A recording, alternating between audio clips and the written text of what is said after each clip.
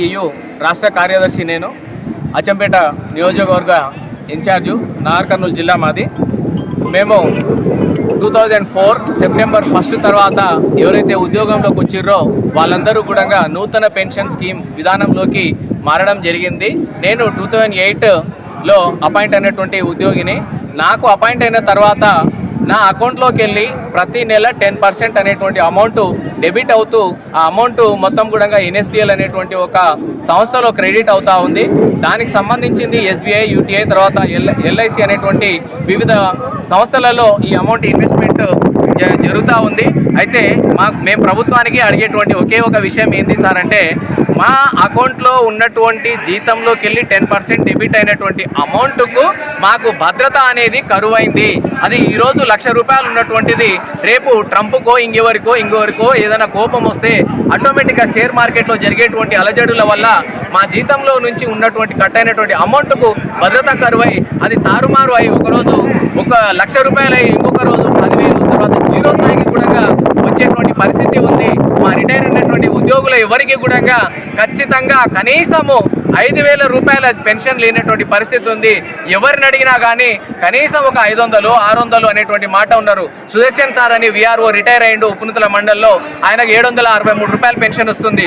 మల్లయ్య అచ్చంపేట మండల్లో జూనియర్ అసిస్టెంట్గా రిటైర్ అయ్యిండు, ఆయనకు ₹459 రిటైర్మెంట్ ఆయనకు పెన్షన్ వస్తుంది. అతని ఆ అమౌంట్ తోటి ఆయన కుటుంబం ఏ రకంగా గడుస్తుంది? ఒక 30-40 సంవత్సరాలు సర్వీస్ చేసినటువంటి ఒక ఉద్యోగికి కాపాడాల్సినటువంటి భద్రత ప్రభుత్వం మీద ఉంది. అది ప్రభుత్వం ఉద్యోగి యొక్క హక్కు. అది పెన్షన్ అనేది ప్రభుత్వ ఉద్యోగి యొక్క హక్కు. దాని కాలరాసు ప్రభుత్వం ఖచ్చితంగా మమ్మల్ని ఇబ్బంది పెట్టాలనేటువంటి పరిస్థితిలో ఉంది. రాష్ట్ర ప్రభుత్వం కాంగ్రెస్ పార్టీ మేనిఫెస్టోలో పెట్టింది, ఖచ్చితంగా అయ్యా మేము అధికారంలోకి వస్తే ఖచ్చితంగా పాత పెన్షన్ విధానాన్ని అమలు చేస్తామని చెప్పిండ్రు. కానీ నేటికి ఈరోజు వరకు ఆ విధానాన్ని ఇంకా దానికి సంబంధించి చర్చ ఏది జరగలేదు. కాబట్టి గౌరవ రాష్ట్ర ముఖ్యమంత్రి వర్యులకు మేము ఒకటే మాట అడగదలుచుకున్నాము. అయ్యా, కాంగ్రెస్ ప్రభుత్వం మేనిఫెస్టోలో ఏదైతే విషయాన్ని పెట్టిందో అదే రాజ్యాంగము పార్టీకి. కాబట్టి ఖచ్చితంగా మా ఉద్యోగుల పక్షాన మా ప్రాంత యొక్క వాసిగా మేము మిమ్మల్ని అడుగుతున్నాము. ఖచ్చితంగా మా ఉద్యోగులందరికీ 2,60,000 మంది ఉద్యోగులు ఉన్నారు రాష్ట్ర వ్యాప్తంగా.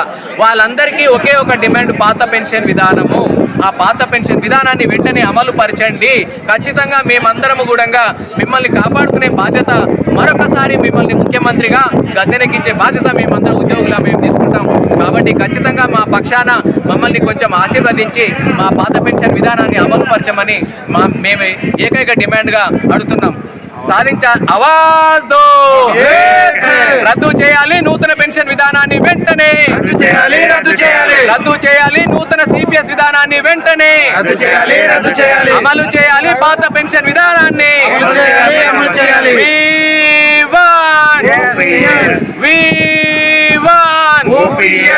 Thank you sir.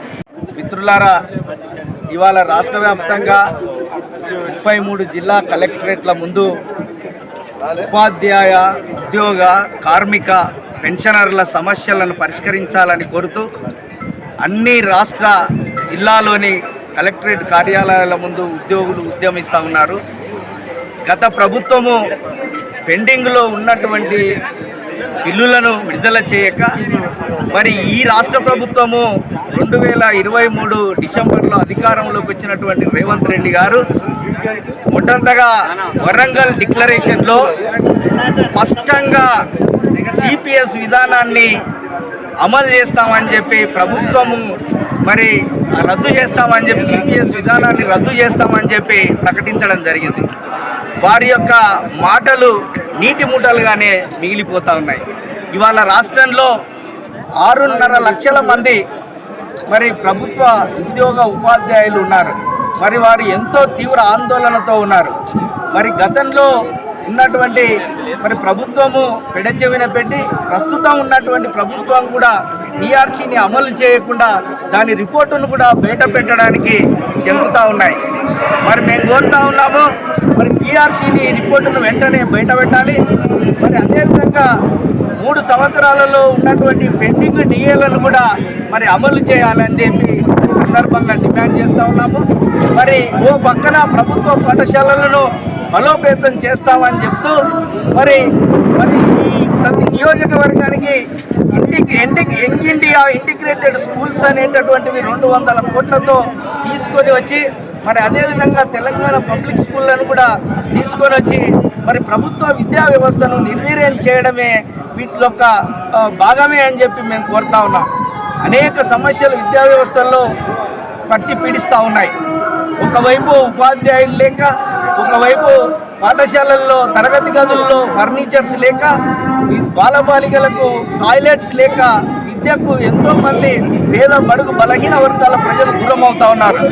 దీన్ని ఒక పక్క ఉంచి మరి ప్రభుత్వం ఒక పక్క మేము అది చేస్తాము, మరి పిల్లలకు ఇంతవరకు కూడా ఈ విద్యా సంవత్సరము స్టార్ట్ అయ్యి 3 నెలలు అయినా కూడా ఇంతవరకు పిల్లలకు ఒక్క జత యూనిఫామ్స్ కూడా ఇవ్వకపోవడం అనేటటువంటిది చాలా దుర్మార్గం మరి దుర్భేద్యమైనటువంటి విషయం అని చెప్పి తెలియజేస్తాను.